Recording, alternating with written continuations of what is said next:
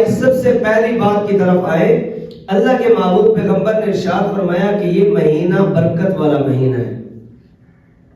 اس مہینے کے اندر ہم ذرا بیٹھ کے سوچے تو ہر چیز کے اندر برکت نظر آتی ہے۔ انسان کی عمر میں بھی اللہ برکت دے دیتے ہیں، انسان کی زندگی میں اللہ برکت دے دیتے ہیں، انسان کے اعمال میں اللہ برکت دے دیتے ہیں، انسان کی نیکیوں میں برکتیں آ جاتی ہیں، انسان کے کھانے پینے کے اندر برکتیں آ جاتی ہیں۔ اکثر علماء کرام اس کی مثال یہ دیتے ہیں کہ آپ دیکھ لو کسی غریب کے گھر جا کر، ہو سکتا ہے کہ مہینے کے بعد جا کر ان کے گھر میں کوئی ایک فروٹ آتا ہو۔ مثلا کوئی غریب ہے تو اس کے گھر میں اگر سیب ہے تو وہ مہینے کے بعد سیب 1 کلو بچوں کے لیے لے کے آتا ہے کہ میرے پاس وسعت نہیں ہے کہ میں ہر روز بچوں کو سیب کھلا سکوں۔ اسی غریب کے گھر رمضان مبارک کے مہینے میں جا کر دیکھ لیں، اللہ نے اس مہینے کو ایسے برکتوں سے بھر دیا کہ اسی غریب کے گھر کے اندر روز فروٹ آتا ہے، اور ایک نہیں 2 فروٹ ہوتے ہیں۔ اب اس سے خود اندازہ لگائیں کہ یہ مہینہ کتنی برکت والا ہے۔ جس غریب کے گھر میں مہینے کے بعد ایک ایٹم آتا تھا فروٹ کا، وہ بھی کبھی سیب کبھی مالٹا کوئی چیز، لیکن وہی غریب اسی کے گھر میں جا کر دیکھے تو اس کے دسترخوان میں مختلف فروٹ آئے پڑے ہوتے ہیں اور ہر روز آئے پڑے ہوتے ہیں۔ تو میرے بھائی ایک تو یہ برکت دیکھ لیں، پھر اس مہینے کے اندر کی برکت یہ دیکھیں، جو لوگ 5 ٹائم کی نماز پابندی سے آگے پیچھے نہیں پڑھ سکتے پورے، ان لوگوں کو جا کر دیکھ لیں، وہ اس مہینے کے اندر نوافل بھی پڑھ رہے ہوتے ہیں، وہ اس مہینے کے اندر 20 رکعت تراویح کو بھی ادا کر رہے ہوتے ہیں، وہ اس مہینے کے اندر صبح اٹھ کے تہجد بھی پڑھ رہے ہوتے ہیں، اور وہ لوگ جو لوگ عشاء کی نماز نہیں پڑھتے، وہ عشاء کے ساتھ 20 رکعت تراویح کا بھی اہتمام کر رہے ہوتے ہیں۔ یہ اس بات کی برکت ہے کہ اللہ کے محبوب پیغمبر نے فرمایا کہ اللہ نے اس مہینے کو برکتوں سے بھر کر نازل فرمایا۔ اچھا، اس مہینے کے اندر اور دیکھیں کہ ہمارے ہاں لوگ تلاوت عام طور پہ نہیں کرتے، قرآن مجید کو پورا سال نہیں اٹھاتے، اس مہینے کے اندر ایک دوسرے کو بتا رہے ہوتے ہیں میں نے آج 3 سپارے قرآن منزل پڑھی، آج میرے 10 دن ہو گئے میرا قرآن ختم ہو گیا، آج میں نے 12 دن کے اندر قرآن مجید ختم کر لیا۔ یہ کیا ہے؟ برکتیں ہیں کہ جو بندہ غیر رمضان میں 11 مہینوں میں 1 سپارہ تک نہیں پڑھا، وہ بندہ اس مہینے کے اندر 11 دنوں میں قرآن ختم کر رہا ہے۔ تو یہ برکتوں والا مہینہ ہے، اگر ہم اس کی قدردانی کریں گے تو برکتوں سے مالا مال کر دے گا اللہ تعالیٰ۔ اگر ہم اس کی قدردانی نہیں کریں گے تو گزر مہینہ اس کا بھی جانا ہے جو اس کا اہتمام کرے گا، اور مہینہ اس کا بھی گزر جائے گا جو اس کے اندر کی برکتوں سے محروم کر دیا جائے گا۔ تو میرے بھائی ابھی سے ہم اس کی تیاری کریں گے، تب جا کر اس کی برکتیں ہمیں نصیب ہوں گی، کیونکہ ہم نے مہمان کا استقبال کرنا ہے تو ابھی سے اہتمام کرنا ہوگا۔ فرمایا دوسرے نمبر پہ اس مہینے کے اندر ایک رات ہے جو 1000 مہینوں سے افضل ہے۔ ساری زندگی سوئے ہیں، نیندیں پوری کرتے رہتے ہیں، زندگی گزر جائے، 60 سال 50 سال 70 سال 40 سال 30 سال گزر گئے، کئی راتیں آئیں گزار دی ہے، گزار کے سو کے گزار دی، اور کئی راتیں ایسے بھی آئی ہیں ہماری زندگی میں کہ دنیا کے لیے ہمیں جاگنا پڑا، ہم جاگے ہیں۔ تو کیا خیال ہے کہ جب رمضان مبارک کے وہ دن وہ ایام آئے جن میں یہ راتیں آتی ہیں تو وہ 5 دن وہ 5 راتیں ہم نہیں جاگ سکتے؟ جاگ سکتے ہیں۔ میں فضیلت بتا رہا ہوں، صحابہ کرام آپس میں بیٹھ کے ڈسکس کر رہے تھے، بات چیت ہو رہی تھی اس بات پر کہ ہمارا کیا بنے گا۔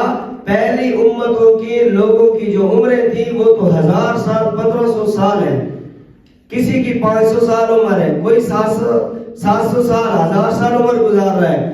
اگر ان کی نیکیوں کو سامنے لایا جائے تو ہماری تو 60-70 سال سے اوپر زندگی نہیں ہے، ہم ان کے مقابلے میں کیا کریں گے۔ اب ایک بندہ 100 سال کی زندگی گزارتا ہے، 15 سال بلوغت کی زندگی گزارنے کے بعد عبادت میں لگ جائے تو اس کی زندگی کتنے بنتی ہے؟ 85 سال عبادت کی، اور پہلی امتوں میں جو لوگ ہیں وہ 500 سال کی عبادت کر کے گئے.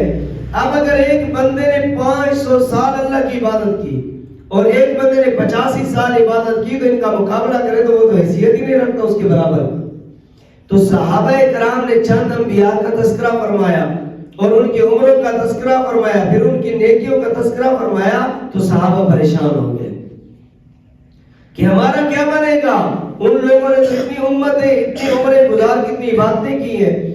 جب یہ بات اٹھائی اور اللہ کے معبود پیغمبر کے سامنے لائے, یا رسول اللہ صلی اللہ علیہ وسلم, پہلی امتوں کی یہ عمریں تھی, انہوں نے اتنی باتیں کی, ہماری تو عمریں تھوڑی ہیں, ہم جتنی بھی باتیں کریں ان کا تدارک نہیں ہو سکتا. تو اللہ نے اللہ کے معبود پیغمبر کے واسطے سے یہ قرآن کی آیت نازل فرمائی کہ لیلۃ القدر خیر من الف شہر, کہ لیلۃ القدر کی جو رات ہے, اس رات کے اندر کی جو حصے ہیں رات کی عبادت کے, فرمایا خیر من الف شہر, الف ہزار کو کہتے ہیں, شہر مہینے کو کہتے ہیں, خیر بہتر ہے, افضل ہے, اور ان سے کئی آگے بڑھی ہوئی ہے. فرمایا 1000 مہینوں سے افضل ہے. کیا کرنا, اس رات کے اندر عبادت کرنا. ایک بندہ 500 سال عبادت کرے اور ایک بندہ ان 5 راتوں کے اندر عبادت کر لے تو اس کی ایک رات تو نصیب ہوگی ہوگی. فرمایا 1000 مہینوں سے افضل عبادت ہے. اب خود اندازہ لگائیں, ہم سوچیں کہ اللہ تعالیٰ نے کیسا نظام بنایا اس امت کے لیے. اسی سے ملتی جلتی میں بات بتا دوں, جیسے کہ صحابہ کرام مکہ چھوڑ کے مدینہ گئے. جب مدینہ گئے تو پریشان ہو گئے اس بات پر کہ بھئی مکہ کے لوگ تو عمرہ کرتے ہیں, نمازیں پڑھتے ہیں, ساتھ کیا کرتے ہیں, عمرہ کرتے ہیں, تو ان کی معاملات تو اور بڑھتے جا رہے ہیں.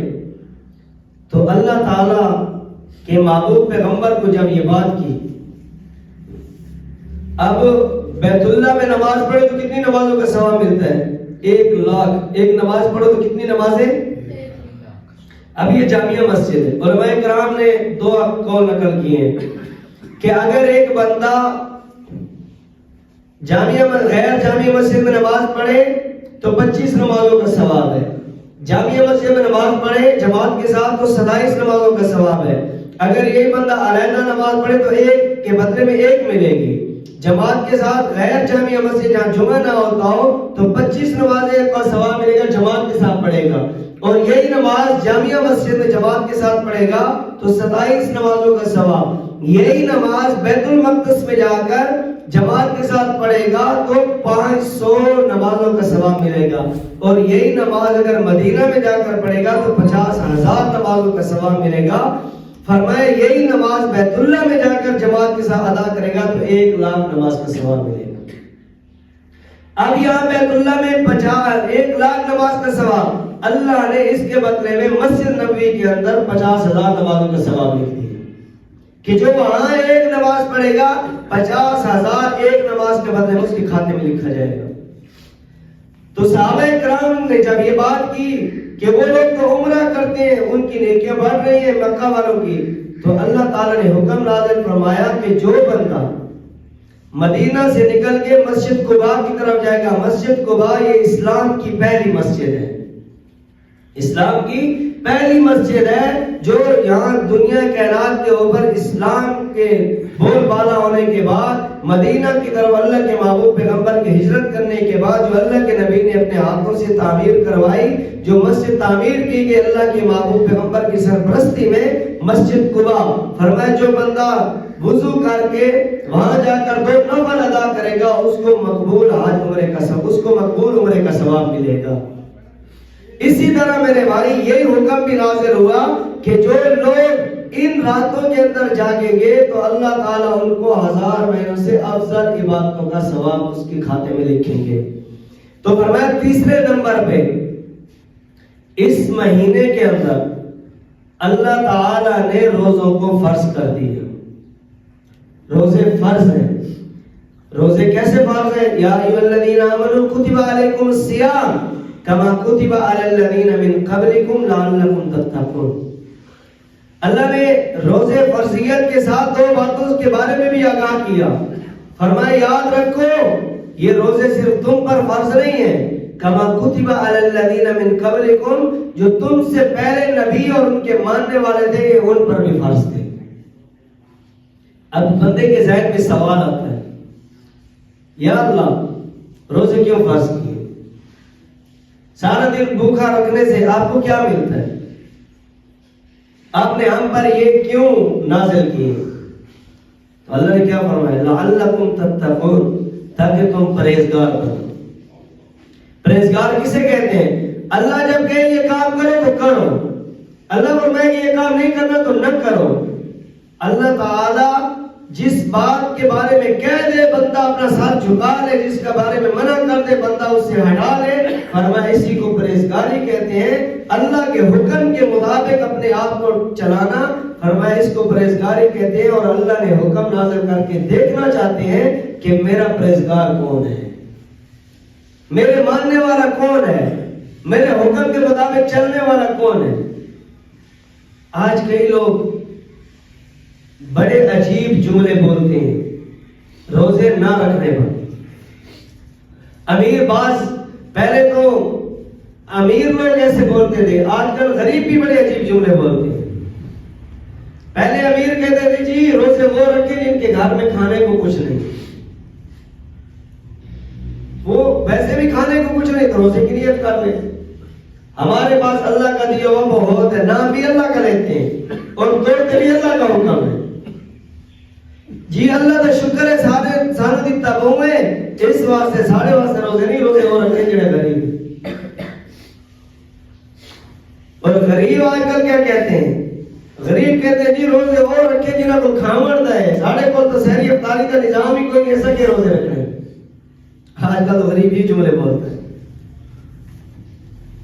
خدا کی قسم میں نے شروع میں یہ بات کی کہ ان راتوں کو جاگا جا سکتا ہے 11 مہینوں کے 11 مہینے اور 25 دن انسان راتوں کو سو سکتا ہے۔ ان 5 دنوں کے اندر 5 راتوں میں جاگے تو کوئی مشکل نہیں ہے بندے کے لیے۔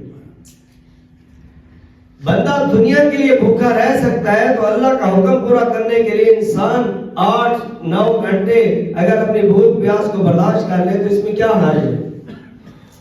حتیٰ کہ روزہ رکھنے سے انسان کے جسم کے اندر کی جو جسمانی غلاظت ہے وہ صاف ستھری ہوتی ہے، انسان اندر سے صاف ہو جاتا ہے۔ جسمانی بتا رہا ہوں، دنیاوی فائدے بتا رہا ہوں۔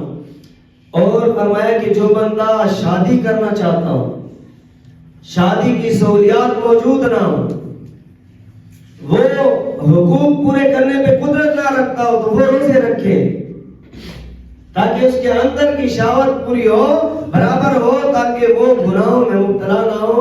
روزے رکھے گا تو وہ اللہ کا پرہیزگار بندہ بنے گا۔ تو میرے بھائی اللہ کے محبوب پیغمبر نے کیا فرمایا؟ حضرت سلمان فارسی فرماتے ہیں تیسری چیز کہ اس مہینے کے اندر تم پر روزے فرض کر دیے گئے۔ فرمایا رات کی عبادت تمہارے لیے ثواب کی چیز بنا دیا۔ ہمارے ہاں بڑے عجیب عجیب لوگ ذہن رکھتے ہیں، تراویح نہیں پڑھتے۔ اچھا ایک بندے سے پوچھو جی تراویح کیوں نہیں پڑھتا؟ تو جی میں جڑے روزے ہی نہیں رکھ رہا ہوں تراویح کی پڑھنی، میں دیہاڑی کمل تے وینا تے بڑا اوکھا ہونا، وہ تراویح روزے ہو جڑا روزے رکھتے وہ تراویح پڑھے۔ بھائی روزے کے ساتھ تراویح کا کوئی کنٹیکٹ نہیں ہے، تراویح الگ چیز ہے، روزہ الگ چیز ہے۔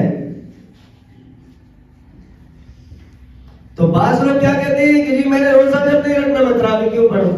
بھئی یار چلو روزہ چھوٹ گیا تراویح تو نہ چھوڑ، تراویح بھی چھوڑ دیتے۔ اور بعض لوگ تراویح کو اہتمام ہی نہیں دیتے، اہمیت ہی نہیں دیتے۔ اور جیسے اکثر عام طور پہ آپ ایک بات سنتے رہتے ہیں، وہ ایک بندہ تھا نا، ماں کا اکلوتا بیٹا تھا۔ یہاں پہ 2 باتیں میں آپ کو نقل کر دوں۔ تو ماں نے کہا بیٹا جا پانی تو لے آ، وہ کنویں سے پانی تو بھر کے لے آ۔ تو وہ کہنے لگا اماں جان تو کیسی خیر خواہ ہے، تو کہتی ہے بیٹا کنویں سے پانی بھرنے جائے کنویں میں گر کے ڈوب جائے مر جائے، تو یہ چاہتی ہے کہ تیرا بیٹا ڈوب جائے۔ کہا اچھا ٹھیک ہے نہ جا۔ کہا اچھا ایسے کر، یہ جو جانور پال رکھے ہیں ہم نے ان کے لیے کوئی گھاس پھوس تو کاٹ کے لیا. بڑی عجیب اماں ہے, تو کہتی ہے میں جنگل میں جاؤں گم ہو جاؤں, میں گھاس لینے جاؤں اور گم ہو جاؤں. یہ کیسی تو ماں ہے؟ ماں تو ایسی نہیں ہوتی. اچھا میرے بچے وہ آگ تو جلا دے, میں تیرے لیے کوئی کھانا پکانا کوئی انتظام کر لوں. اچھا میں آگ جلاؤں تاکہ میں جل جاؤں تو خوش ہو. یہ کیسی ماں ہے؟ تو ماں نے کہا بیٹا کھانا پک گیا, کھانا تو کھا لو. تو کہنے لگا بیٹا اماں تیرا حکم نہ مانو تو جہنم میں جاؤں, میں ابھی آتا ہوں کھانے کے لیے. تو اسی بار علماء نے ایک بات نقل کی. وہ ایک بندے کو کہا جی روزہ, او جی نہیں ہو سکتا روزہ. کیوں؟ میں نے دن کو کام پہ جانا ہوتا ہے, بڑا مشکل ہوتا ہے روزہ. اچھا تراویح, یار رات کو تھکے ہوئے آتے ہیں, چین ساتھ ہی نہیں دیتی, کمر تختہ دار ہو جاتی ہے, تھک جاتے ہیں, مر رہے ہوتے ہیں, اس لیے تراویح پڑھنا بھی مشکل ہے. اچھا سحری افطاری, یار کافر تھا نا سحری افطاری تک کرسا ایڈے کہے گزرے تھا نا, اتنے کافر تو نہیں ہے, سحری افطاری تو کریں. تو میرے بھائی ہم وہ مسلمان ہیں, تراویح تھکے ہوئے ہیں, روزہ مشکل ہے, افطاری کھانا پینا ہم مسلمان ہیں. جسے کہتے ہیں نا کہ یہ چوری والے مجنون ہیں, تو ہم وہ نہ بنے, ہم حقیقی مسلمان بن کے دکھائیں. تو فرمایا روزہ فرض ہے, اور چوتھے نمبر پہ فرمایا رات کی عبادت تمہارے لیے ثواب کی چیز ہے. تراویح کا اہتمام کریں, رات کو عبادت. کتنے خوبصورت مساجد کا نظام بن جاتا ہے جب لوگ تراویح میں آتے ہیں, عبادتیں کرتے ہیں. ایک مہینہ لوٹ مار کا, نیکیاں لوٹ مار کے کر لیں میرے بھائی. 11 مہینے تو نماز کے علاوہ باقی تو ہمیں پتہ ہی نہیں ہوتا دین ہے کیا. فرمایا 5ویں نمبر پہ اس مہینے میں جو تم نفل پڑھو گے وہ فرض کے برابر لکھی جائے گی. ایک بندہ رمضان سے ہٹ کر, جیسے ابھی شعبان کا مہینہ ہے, ابھی ایک بندہ جمعے کی نماز پڑھے گا, یہ فرض ہے, اس کا درجہ لکھا جائے گا فرض کا, اور جو نفل ہے وہ فرض کے برابر نہیں ہے. لیکن فرمایا ایک بندے نے ابھی آیا اور آ کر 2 نفل پڑھے, اس کو 2 نفلوں کا ثواب ملے گا. لیکن یہی بندہ اسی ٹائم پہ رمضان کے مہینے میں یہ 2 نفل پڑھے گا تو اس کے یہ 2 فرض لکھے جائیں گے, 2 نفل نہیں لکھے جائیں گے. نفل فرض کے برابر لکھے جائیں گے. کتنا بڑا ثواب ہے. ہمیں نماز نوافل کا اہتمام کرنا چاہیے. کس کے اندر؟ رمضان کے مہینے میں نوافل کا اہتمام. فرمایا جو فرض پڑے گا اس کے ہاں 70 فرض لکھے جائیں. یہ ہم چھوٹی چھوٹی باتیں نا ان کو چھوٹا سمجھتے ہیں, یہ چھوٹی ہوتی نہیں ہے. ابھی ہم نے وضو کیا, وضو کرنے کے ساتھ ہر بندہ تقریباً لوگ اپنے منہ میں انگلی مار کے خلال کرتے ہیں, اپنے منہ کا بھی نہیں کرتے, صفائی کرتے ہیں, پھر کلی کرتے ہیں, منہ کی صفائی کرتے ہیں. اس انگلی کی جگہ اگر ہم مسواک استعمال کریں, فرمایا جو بندہ وضو کے وقت مسواک استعمال کر کے نماز پڑھتا ہے اس بندے کے نماز 70 نمازوں کے برابر اس کو ثواب ملے گا. گویا کہ اس نے نماز کتنی پڑھی ہے؟ وضو کر کے مسواک استعمال کر کے نماز پڑھے گا تو وہ ایک نماز نہیں بلکہ اس کے کھاتے میں 70 نمازیں لکھی جائیں گی. اور یہی فرمایا کہ یہی بندہ رمضان مبارک کے مہینے میں وضو بھی مسواک کے ساتھ کرے, پھر جماعت کے ساتھ نماز پڑھے تو ایک فرض کس کے برابر ہوگا؟ 70 کے برابر. تو 70 کو 70 سے ضرب دے دے تو کہاں سے کہاں چلا جاتا ہے سب. تو فرمایا نفل فرضوں کے برابر رمضان کے مہینے میں, اور فرض 70 فرضوں کے برابر ہوں گے اس مہینے کے اندر. فرمایا یہ مہینہ صبر کا ہے. صبر کریں, صبر کریں, صبر کریں, برداشت کریں اپنے اندر. اس مہینے کے اندر لوگ اپنے اندر جلد بازی کو لے آتے, اور فرمایا کہ اگر آپ نے روزہ رکھا, کوئی بندہ آپ سے الجھنا چاہتا ہے, آپ نہ الجھے.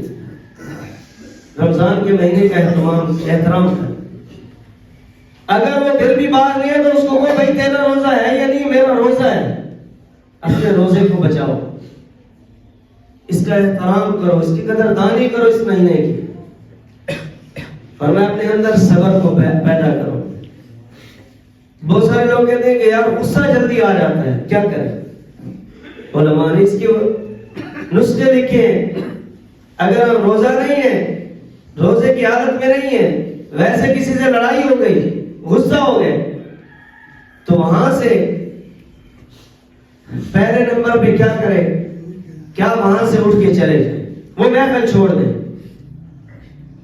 اگر لیٹے پڑے ہیں، غصہ آ رہا ہے تو بیٹھ جائیں، بیٹھے ہیں تو چل پڑے. پھر بھی ٹھنڈا نہیں ہو رہا تو پانی پی لے. پانی نہیں پیا، پانی پی لیا، غصہ پھر بھی ٹھنڈا نہیں ہو رہا تو بسم اللہ الرحمن الرحیم پڑھنے کا اہتمام شروع کریں. آپ کا غصہ اپنی جگہ پہ ختم ہو جائے. تو میرے بھائی، یہ صبر کا مہینہ ہے، اور صبر کا بدلہ اللہ نے کیا فرمایا؟ جنت ہے. صبر کا بدلہ جنت. فرمایا اس مہینے کے اندر مومن کا رزق بڑھا دیا جاتا ہے. میں نے شروع میں یہ بات کی کہ جس غریب کے گھر میں ایک مہینے ایک ایٹم فروٹ کا مشکل سے آتا ہے کہ یار میں غریب ہوں، میں ہر روز بچوں کو فروٹ نہیں کھلا سکتا، مہینے کے بعد لائے گا وہ بھی ایک ایٹم، کوئی مالٹا ہوگا، کوئی سیب ہوگا، کوئی کیا چیز لے کے آئے گا، کبھی کیا، وہ بھی مہینے، ہفتے، 10 دن کے بعد. اسی غریب کا گھر جا کر دیکھے رمضان کے مہینے میں تو دسترخوان لگا ہوگا، اس دسترخوان پہ 2 3 ایٹم فروٹ کے پڑے ہوں گے اس مہینے کے. اور ہر روز اس مہینے میں مومن کا رزق بڑھ جاتا ہے. اللہ تعالیٰ برکتوں سے بھر دیتے اس مہینے کے اندر. تو میرے بھائی، اس مہینے کے اندر انسان اگر کوئی کاروبار شروع کرنا چاہے تو میرا ذہن یہ ہے کہ انسان اس مہینے کے اندر اس کی اوپننگ کرے. اللہ تاکہ اس کی بنیادی برکت سے بھر دے اور حلال طریقے سے شروع کرے. فرمایا یہ مہینہ غم خاری کا مہینہ ہے، لوگوں کے ساتھ تعاون کرنے کا مہینہ ہے، لوگوں کے خیال رکھنے کا مہینہ ہے. ہم اس مہینے کے اندر اپنے آپ کو پکڑ لیتے ہیں بس مضبوط، دوسروں کا خیال نہیں کرتے. آپ نے وہ سنا کہ ان راتوں کے اندر کئی لوگوں کی مغفرت نہیں ہوتی، وہ جب آئے گا تو بیان کریں گے انشاءاللہ. ہم ابھی سے اس چیز کا تہیہ کر لیں کہ بھائی میرے ساتھ کسی کی رنجیدگی، ناراضگی، کوئی غلط فہمیاں میں ختم کروں تاکہ اس مہینے کی برکتوں سے محروم نہ ہو جاؤں. اپنی عبادات کو صاف اور مخلص انداز میں کریں. فرمایا اس مہینے کے اندر جو بندہ کسی ایک مسلمان کا روزہ افطار، ایک گھونٹ لسی، ایک گھونٹ پانی یا ایک کھجور کا دانہ اس کو دے دیا، یہ افطار کر لیا، اس کے سارے روزے کا ثواب اس کو بھی ملے گا. جس نے افطار کرایا اللہ اتنا بدلہ پورا کا پورا اس کے حصے میں بھی لکھتے ہیں. ہم اکثر لوگوں کو دیکھتے ہیں ماشاءاللہ پورے محلے کی افطاریاں کرواتے ہیں. اچھی بات ہے. اگر آپ کے اندر وسعت نہیں ہے، آپ نہیں کر سکتے، آپ کھجورے لے محلے میں تقسیم کر دیں، 7 10 15 دانے ایک ایک گھر میں دے دیں. اس کے ساتھ اس دن جو افطاری کرے گا وہ روزہ آپ کو اس کا ثواب ہے. اور یاد رکھیں ایک بات کہ نہ اس کے ساتھ کھجور کے ساتھ روزہ افطار کرنا میرے محبوب پیغمبر کی سنت ہے. گھر کے اندر دوسرے فروٹ جب لے آتے ہیں تو پہلے کھجور کا انتخاب کیا کریں، کھجور ضرور ہونی چاہیے کہ محبوب پیغمبر کی سنت پہ بھی عمل ہو جائے، روزہ بھی افطار ہو جائے.